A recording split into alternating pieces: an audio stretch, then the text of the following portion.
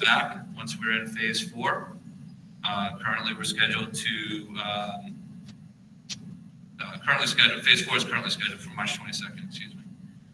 And the Department of Elementary and Secondary Education, the Board of Education held a meeting on Friday, March 5th in the afternoon. At that meeting, they granted Commissioner Riley the authority to essentially determine when remote learning and hybrid learning are no longer going to be an acceptable model for school districts to operate in. So basically, it will require in-person learning. They will allow parents who want to elect for remote learning to remain to do that, be able to do that for the remainder of the year. He hasn't actually come out with the guidance yet. Literally right before this meeting, we got an email saying that they're still working on the guidance and that it should be coming out tomorrow, and that there will be a call with the superintendents and the commissioner on Wednesday. But we're anticipating, based on everything he's indicated, that at least all elementary students are going to be expected to be returned to school 5 days a week, April 5th. Pool testing. So we began the pool testing on February 24th. One thing the state did, I don't know if it was because not as many schools were able to jump on this, or maybe schools wanted to, but they didn't have the time. They have extended the state-funded pool testing through April 18th. So basically all the way right up through April vacation, we can continue to participate in the pool testing program at no charge. So far, we sent in 24 vials essentially on the 24th and 40 vials on March 2nd.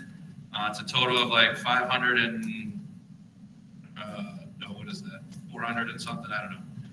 I should know that. 437. Thank you. 437 individual tests, and we have received 0 positive pools, which equates to 0 positive individuals. Just a quick update on last week. As of last Friday, we had about 535. That's the number I was getting confused in my head, of people who had returned their consent forms. So we're hoping to continue to push to get more consent forms from students. And hopefully we get that number up as we continue to go forward. Vaccinations. President Biden has called for all educators to receive at least their first shot by the end of March. As a result, Governor Baker announced on March 4th that educators may begin signing up for vaccines March 11th. I know all those appointments are hard to get, but I know we do have people that are getting them. We do have people that are able to get those appointments, and they're starting to sign up and go. So hopefully, I know that they announced, I think today in the news, that they're trying to do some more meetings to figure out exactly what the educator rollout's going to be. There's been some talk of having certain days at the mass vaccination sites for educators. I think there's been, some call by by the teachers union to let the municipality do it. I'm sure if we were given the opportunity, our Board of Health and the fire department, everyone would help out with getting vaccines out if we were able to get a supply of them. But as of now, right, they're indicating that they're primarily going to do it through the pharmacies like CVS and through the mass vaccination sites. But we could get updates on that maybe Wednesday on the commissioner call that we just found out we have. So what's our proposed return timeline for here in Clinton? So last week we had the gold cohort in. This week the green cohort is back. We are still kind of doing the reduced days where we're not introducing lunch yet. We're just getting everyone back to the routines of getting up, getting to school, going to the parent drop-off, and the buses, all that kind of stuff. Starting next week, starting the week of March 15th, we're proposing that we go back to a full day. Now, when I say full day, these are the full day schedules from the fall. So this is still using the 5 tiers of busing, so it's not as long as, say, like last year's schedule, but it's still a full day and gets us enough time on learning in to meet the requirements. So then March 15th, gold would return to full day. Then we're proposing the week of March 22nd, the green cohort returns to a full day. So if you think about it, last week and this week was really kind of getting everyone back in the flow of coming to school. The next 2 weeks, we're going to kind of extend that day, get people used to the schedule. Again, use the full day schedule, get used to eating lunch, going over kind of that type of stuff. And then our target is that on March 29th, we would like all students to return to full day. We'd like all those, that is K to 12. So we would have every student, we're hoping to have every student the ability to return in person, full day, beginning March 29th. Now, I'll make a note, it's an agenda item a little bit later, but right now, March 29th and May 7th we're scheduled as half days.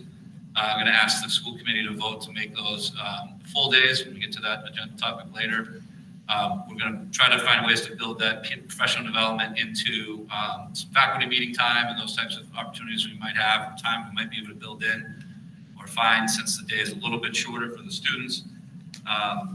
But just like in the fall when we made the PD days remote days anyway, it's very difficult to get any type of productive time for professional development when you're running 5 tiers of busing. So we're saying let's just make those full days. And I don't think we'll have very many parents complaining about making those full days.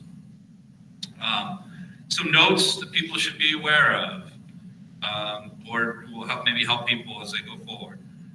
So this plan will use 3 feet as the minimum for social distancing while masked. Okay, so the guidelines from the state are a 3-foot minimum with, 6 foot is still kind of the goal, but 3 feet is the minimum.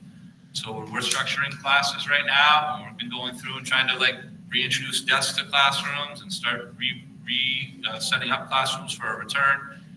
We're using 3 feet as the minimum if that's what we need to get a classroom in there.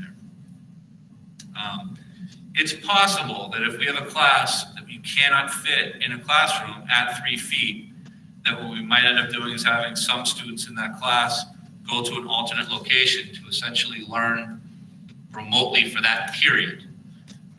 And then we would, if that's necessary, we would do that on sort of an equitable kind of rotating basis within that classroom.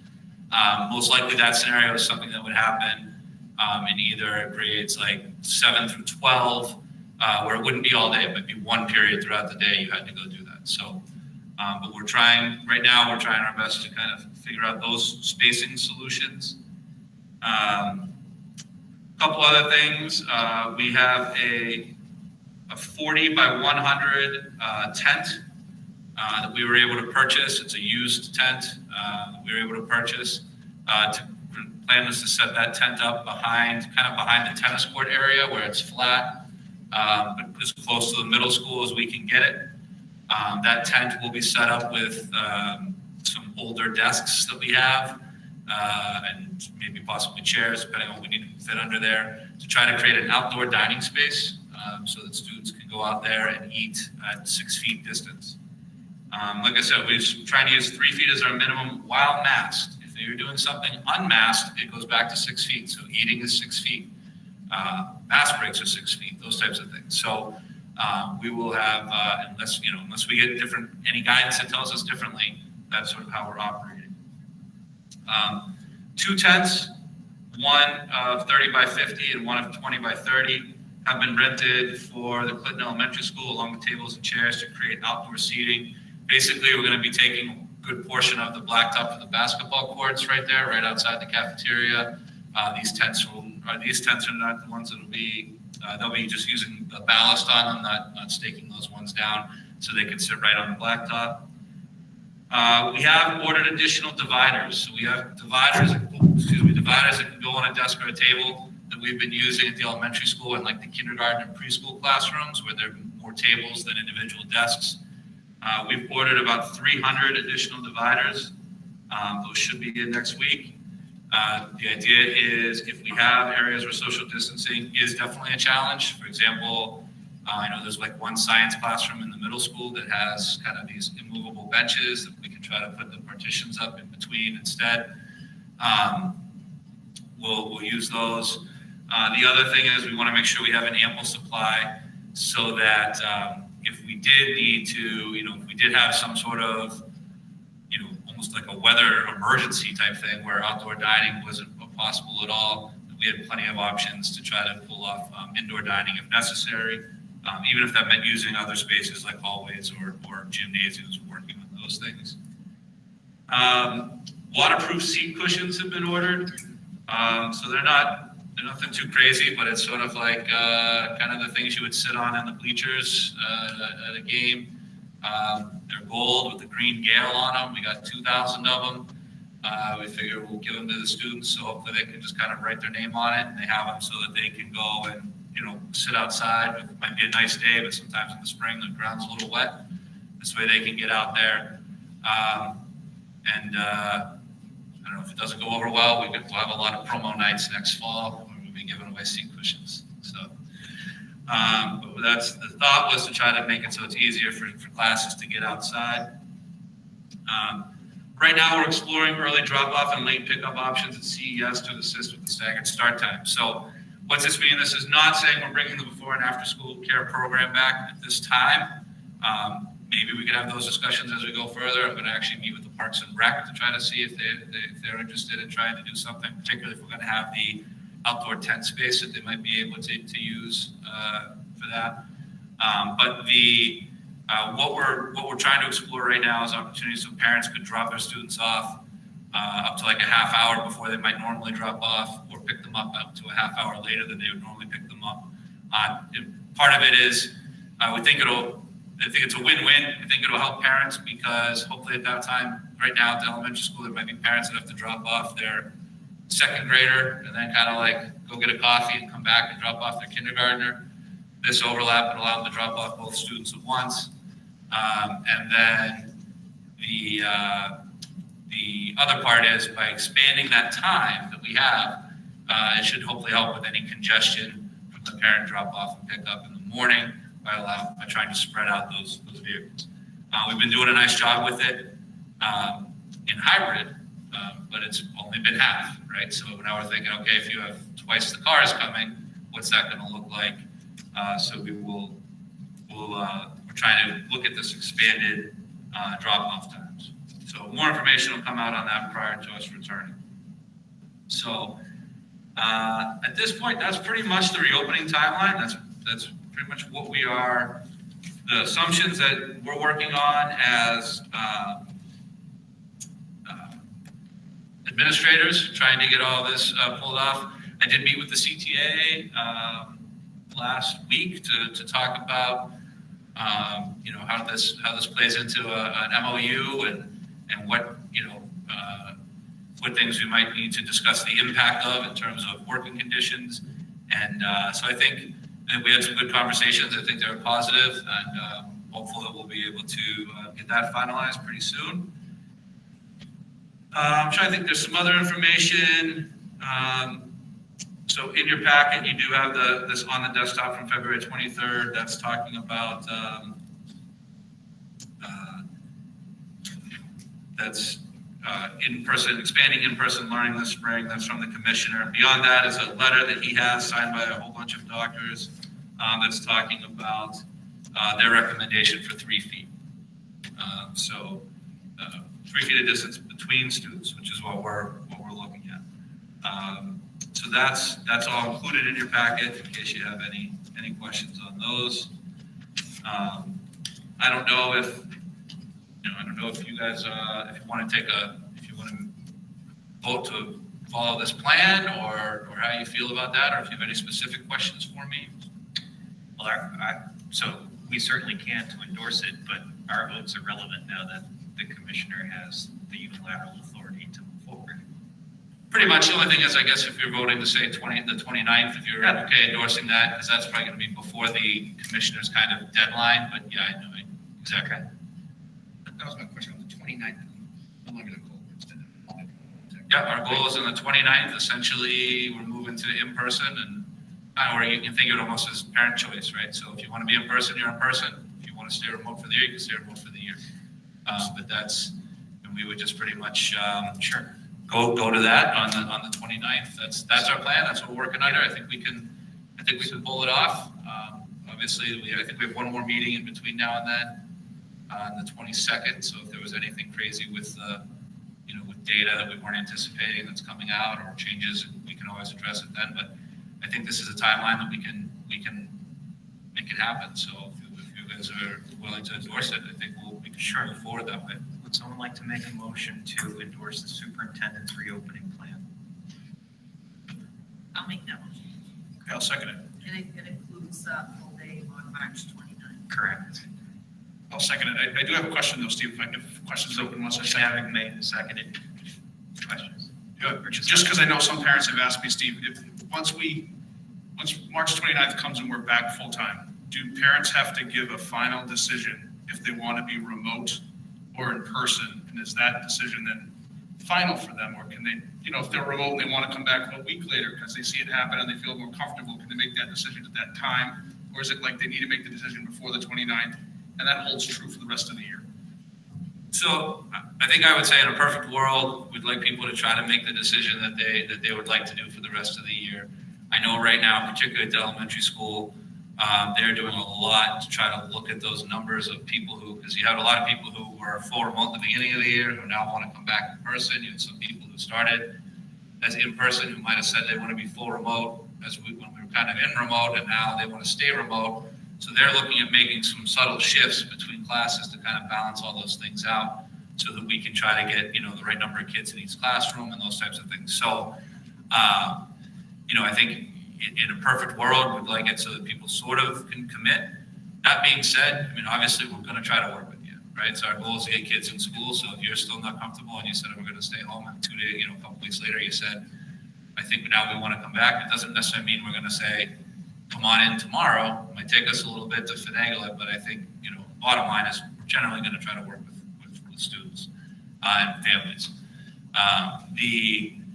I'd say, at different levels, it might look different. At the high school level, a lot of the classes are going to almost be kind of still concurrent, where there's sort of the online teaching and for the kids who are remote and the in-person teaching at the same time. And in that case, it might be a little easier to make a switch because we can kind of, we might have been more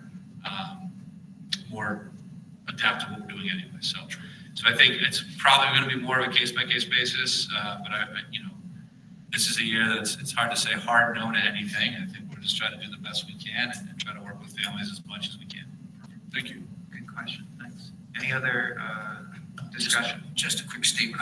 I was asked when I was driving 2 freshmen home from school today to vote no on this. Okay. I was pressured. They're pretty big kids. That's an important constituency to hear from. Yeah, just don't record this. Any other discussion? There being none, all those in favor? Unanimous, thank you. All right, so having completed we have found for those that may be new to viewing our meetings that having the learning model update prior to our public comment serves the community pretty well in terms of answering questions. So at this time, are there any public comments? I got a couple here. I got one, sorry. Emma Abram. Just to clarify, when it's below freezing temperatures, the students will be moved inside to eat correct. I don't particularly want my kindergartner eating outside under those cold temperatures. Yes, so that's why I was mentioning when we bought the dividers and all those other things that we're working on, the contingency plans. Obviously, if it's a beautiful day out, we'd like every kid to go and eat outside and go sit on the grass and do whatever they want. But if it's sort of one of those kind of drizzly days or maybe it rain, we want to have the tents so we can still get out there. But obviously, if it's we'll still have cafeterias set up. We'll still be using all that stuff. So I think there'll be a lot of options. And I'm hoping there's not many freezing days after March 29th. Let's hope for just a good spring. All right. Anything else? If there are no exceptions, we'll close public comment at this time. There being none, public comment is officially closed. Thank you. All right, so the next action item, I don't know if you want to, is the Teachers Association contract. So this isn't the clean version of the contract. This is the, what you have in your packet is the MOU. This was the negotiating subcommittee came to an agreement with the CTA. It's a one-year contract extension, essentially, one-year extension to the CBA that covers FY '22. The thing everyone always asks is everyone always wants to know the number. It was basically a 2% increase. It was agreed to by the negotiating subcommittee, the CTA subcommittee, and it was ratified by the CTA and signed. We have a signed copy from their officers in our office. So if the school board votes to accept this agreement, we can sign that, and we'll get the clean copy that made. I know the clean copies already exist in draft form from Sharon. We'll get that out there once we have final approval. I'd like to thank the subcommittee for their work in this regard and accept the motion at this time. I'll make the motion to accept the MOU. Is there a second? I'll second. Motion has been made and seconded. All those in favor? I'm sorry. Forget that. Any discussion having the motion been made and seconded? Any further discussion? Follow procedure here. There being none, all those in favor? Opposed? Abstentions? Thank you. I just remembered that I do think I did leave those copies that are signed in my office, so I might be reaching out to all of you tomorrow to get signatures. Well, this, okay. Because I have the one that's signed by You have the one signed by the others, CTA, because so we have, I'll probably reach out to you tomorrow, and I'll either come to you or you guys can stop by, whatever works. sure. Sorry about that. No?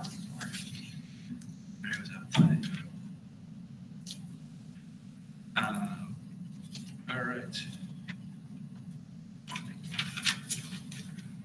Now we're finally at my report. I feel like I've been talking for 2 hours.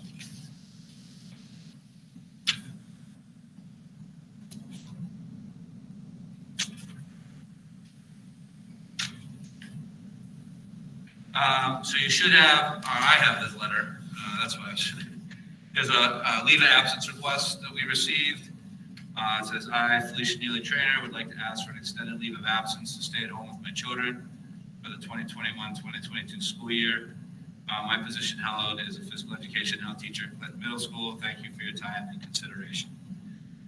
So she was, we had approved a leave for her this year. She did start the year briefly, and then she was out for maternity leave. We did approve her leave of absence for this year. So she's asking for one more year of unpaid leave of absence. In terms of, I'd say, past practice or sort of historically, this has been typically something that would be approved, and then for a second year, typically not any further than that. So it's a pleasure that it's whatever the board is fine with. At this point, I think we are, I would recommend that we approve the leave of absence request. Would someone like to make a motion to that effect? So moved. Is there a second? I'll second. Motion having been made and seconded, any discussion? I will just say, now that we have an HR director, I think it would be worth pursuing to just, I have no problem approving it. Let me be clear about that. But I think to have our HR director weigh in for future requests would probably be helpful, just to provide us some guidance in that regard. Yep. And I think that's one of the things we can work on, but yeah, I guess as we work to develop different forms and those types of processes, understanding sort of each CBA's contract language around these things and how that's been handled in the past. So I agree, that's definitely a good thing to bring the HR manager into the fold. Any further discussion? There being none, all those in favor? Opposed? Unanimous, thank you. All right, the next agenda item is FY22 budget version A. There's a line-by-line budget here. I'm going to go through each line one at a time. I'm Just kidding. You guys had the overview during the tri-council meeting. What I typically do is I just try to include it as an item on the regular meeting, just in case there was any discussion or comments or questions or anything that anyone wanted to share regarding FY22 budget version A. So it's just really an opportunity for you guys to either ask me questions or provide any comments you would like to. This is really just the line item documentation of the presentation we went through earlier this evening at the tri-council meeting.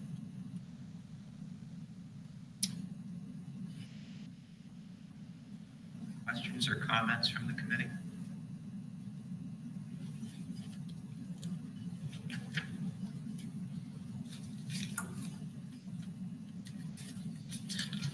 Okay. Thank you again for the detailed approach and for aligning the budget priorities with the strategic plan priorities. It's easy to see the comprehensive through line. I'll reach out to Mike Ward and try to see what the timeline for the finance committee is. And I know they've been holding hearings with the budget hearings with a lot of the departments. They knew ours was going to be a little bit later because we wanted to try to have this sort of meeting in, see if we get any other input from following this. So I'll talk to him about the timeline for when we would present to the finance committee, and I'll try to get that scheduled and get that to you so we can get that on our calendar. Also, we'll probably be publishing, just in case you see it, we have on our calendar, I think, to have our budget public hearing with the public. Mayor, is it the first meeting in April, did we say? Was the budget public hearing? Yeah. So we'll probably be posting that soon. Typically, that's just, it's a half hour before usually it's about a half hour before the meeting where public can come in, and if they have any specific questions on the budget, we'll listen to them. So we have to post that for a certain number of days, so that posting might be coming out before our next meeting. FY22 school calendar. So this is it's a draft of the school calendar. Includes projected start date, end date. It has some half days marked in there, PD days marked in there. It's very similar to kind of the traditional structure we've been doing. I know last year at one point we had tried to talk about doing morning conferences and late starts and all that kind of stuff. I think at this point we just want to try to have a normal school year before we start getting back into some of those things. This exists as a draft form now. I don't know if you want to vote to approve it now, or if you want to leave it up for sort of comment. I could send it out specifically to the unions or anything, just to make sure that there's no final concerns with them. But I think there shouldn't really be. And then we can do a formal vote next meeting if you want to finalize the calendar at the next meeting. But so whatever your pleasure is. I think it's fine if we say this is sort of our draft and kind of leave this as sort of a 2-week comment period and approve it on the 22nd, sort of like a first reading, second reading type thing, if that's okay with you. It's a pleasure of the committee. So that's good. That sounds good. Wait the 2 weeks. I'm sorry. I said that sounds good. Wait the 2 weeks. That way the union can take a look at it. Then if there's any other changes, we just listen. Okay. All right. Okay. We're adding a holiday. I see the holiday in June we're adding this year. Yes, so we have June 20th built into the calendar for Juneteenth. So that was added as a holiday. So we built that into the calendar for next school year.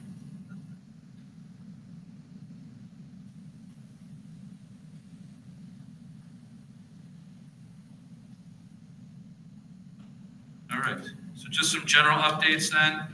The MSBA senior study virtual walkthrough. We had to put together a film for them, showing some highlighted areas that they had requested to see.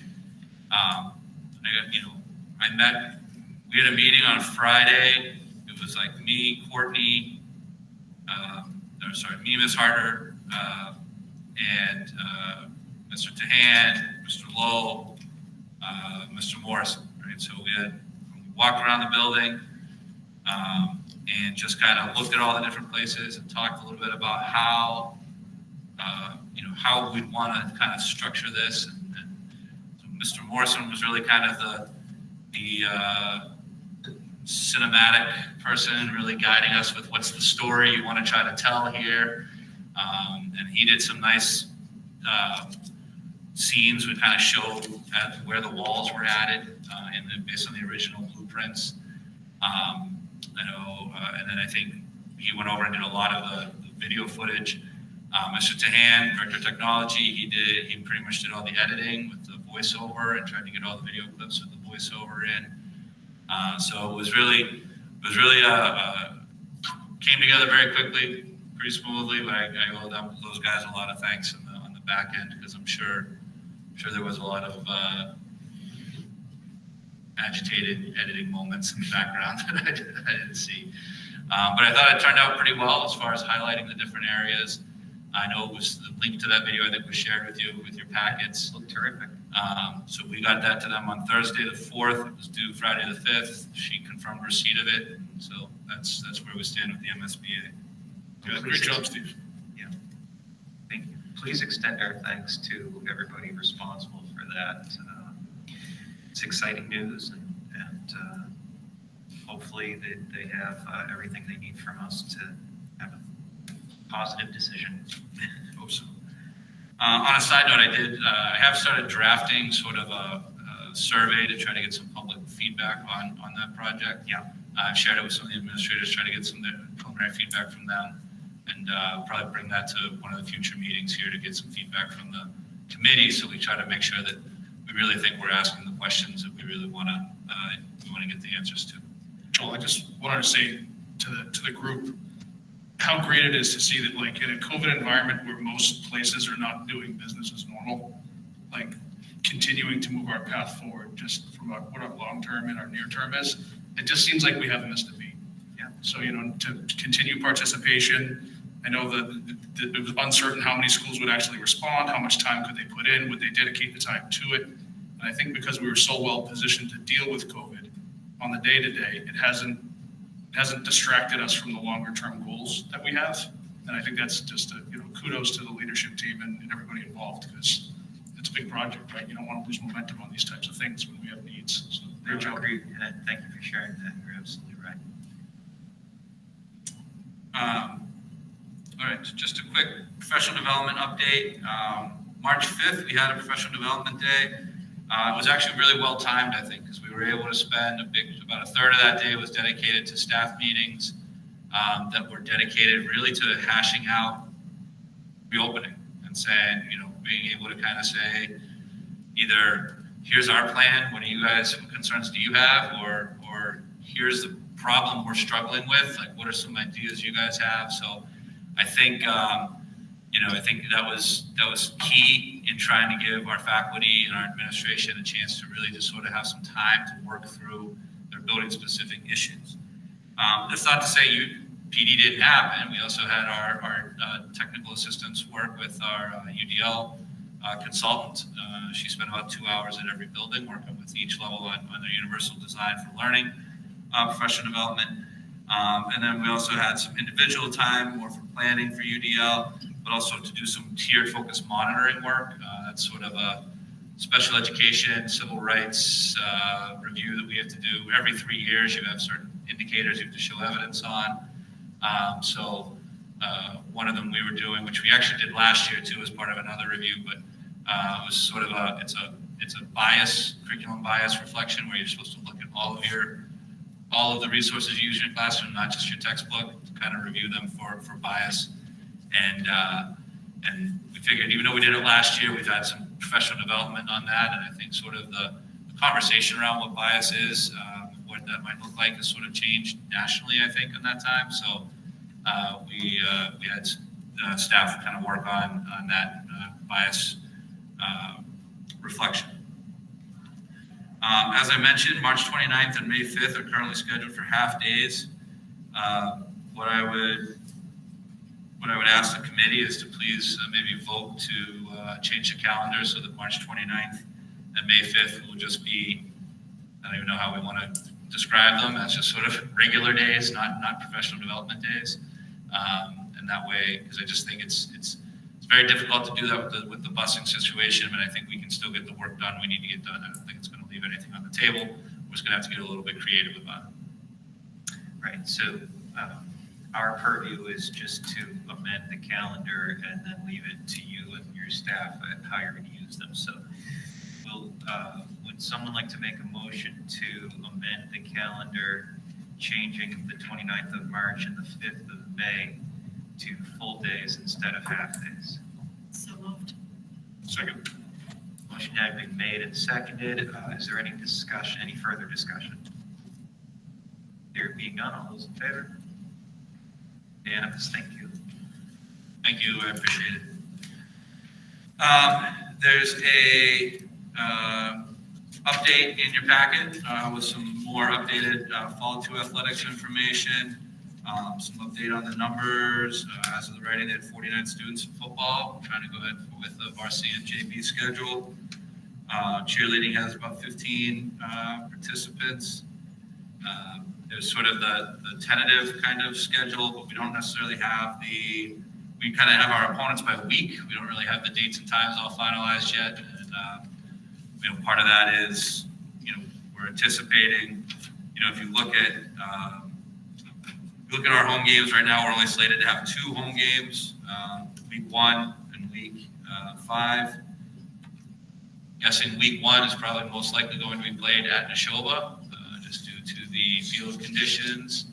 And then, but who knows with week 5, if that's something, by toward the end of April, if we're able to, if our field seems playable, if that's something we could consider here. So we'll see how that goes, but that's sort of the next closest update they had, and they're still working on those,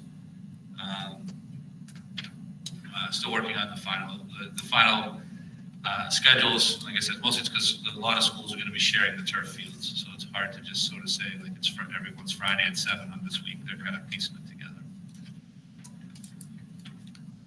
Any questions for fall sports that you want me to try to answer or bring back to Athletic Director Smith? Okay.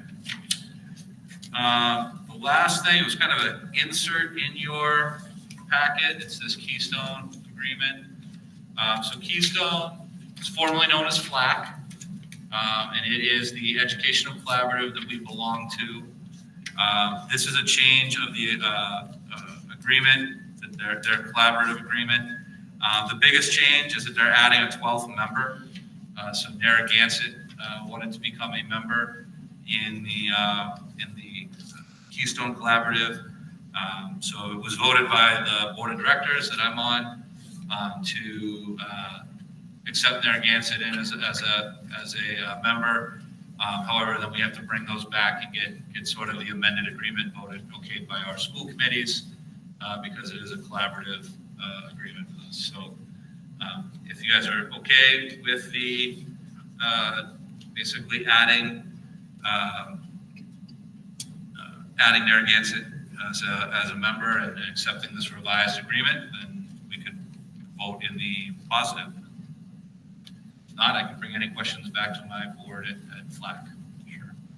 I'll entertain a motion to accept the amended agreement with the Keystone Educational Collaborative. So moved. Thank you. Is there a second?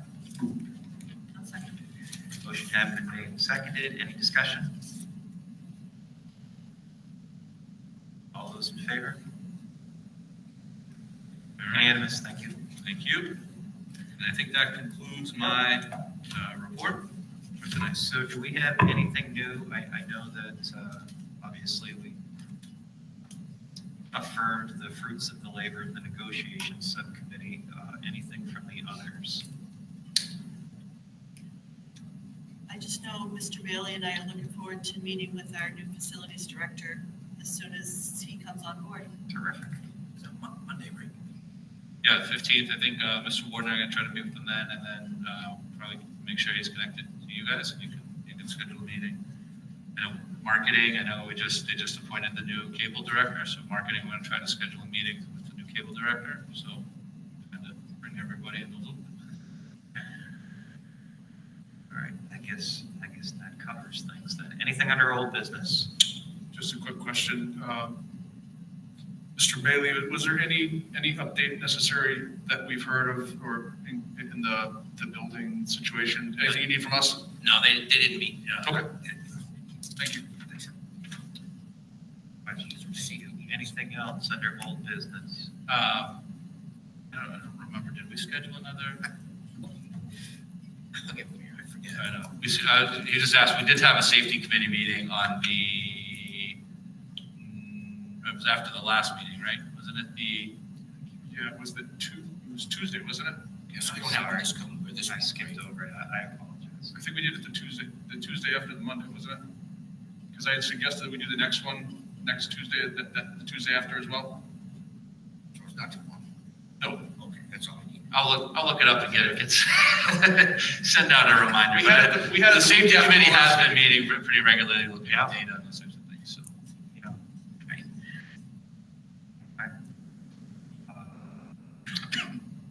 Anything under new business?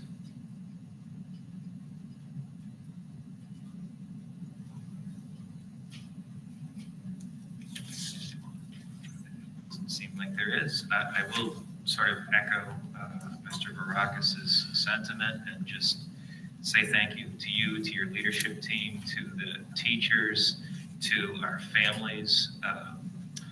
This has obviously been a very, very challenging 12 months, and I'm grateful for all of the work that everyone puts in to keep us moving forward, and just glad to be part of the town of Clinton, I guess. So, unless there's nothing else, I'll entertain a movement to adjourn. A motion to adjourn. No, sorry, we're this close. Tomorrow's March 9th, right? Correct. I do have a safety committee in there for tomorrow, because I think that's what we did. I think we did it the Tuesday. right after the school committee meeting. It was 2 weeks from the last one, just so if we had any updates or things that we needed to consider before we go to the full day of reopening. So, Was it 3:30, Steve? 2:30, and I think I sent out a Google Meet. That'll be a virtual meeting. 2:30. Okay. Thank you. All right. Anything else? All right. Could we have a motion to adjourn? I'll make that motion. Second? All Second. those in favor?